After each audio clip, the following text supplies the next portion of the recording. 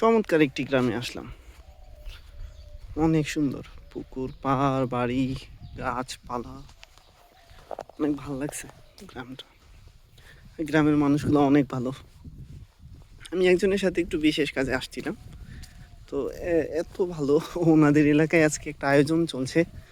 আয়োজনটা হচ্ছে এই পাড়ার, মানে একটা পাড়ার সমস্ত মানুষ মিলে সবাই একসাথে একটা আয়োজন করছে, যেখানে সবাই মিলে খাওয়া দাওয়া করবে। বাচ্চা, বাবা মা, ভাই বোন সবাই, মানে ছেলে মেয়ে সবাই, উভয়, বুড়ো বুড়ি যা আছে সবাই সবাই মিলে একসাথে খাবে। আসলে এরকম আয়োজন খুব কমই দেখা যায়। খুব ভালো লাগছে কথাটা শুনে। আমাকে অনেকভাবে রিকোয়েস্ট করছে, কিন্তু আমি আসলে খাবার খেয়ে নিছি। সারাদিন চলাফেরা করতে হয়, তাই অতিরিক্ত খাওয়াটাও আমার জন্য কষ্টকর হয়ে যায়।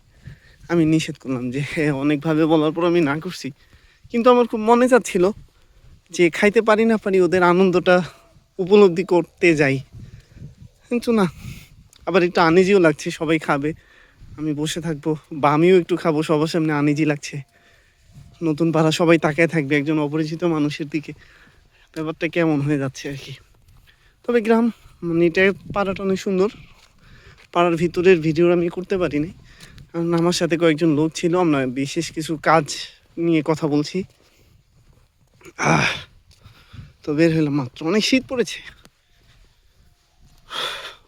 এ হচ্ছে পাড়া। এটা হচ্ছে ধানের বাড়তি, ধানের মাথা কেটে নিছে, পরের অংশটা হচ্ছে এটি খেতে পড়ে আছে। আর এই সরিষা ক্ষেত, কাজ চলছে ওইদিকে। ছেলেদের খেলার মাঠ, এই যে গোল, এটা কি জানি গোল কি বলে, গোলবার। এই হচ্ছে গোলবার, ছোট করে বাঁশ দিয়ে দেওয়া।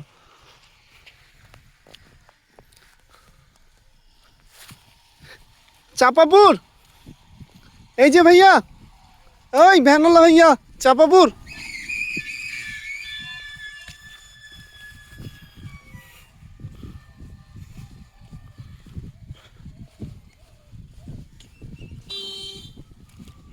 যে শুধু সবুজ ফসল আর ফসল। এই ধান, সরি ধান না, আলু আর হচ্ছে সরিষা, সুন্দর চাষবাস চলছে। চাপাপুর যাবে না? তো তোমাকে ডাকছি, তুমি তাকাও না, এই শুধু মাথা নিচু করে গাড়ি চালাচ্ছ, খেয়াল করো নাই না? চলো।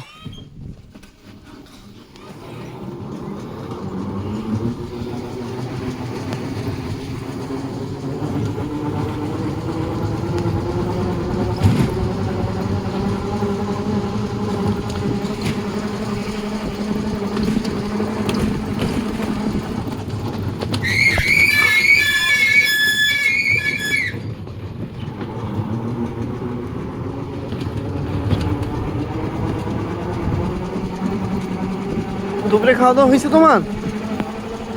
তো হাতের মোজা কই? পায়ে মোজা, হাতেও মোজা লাগবে তো, বাতাস লাগে না হাতে?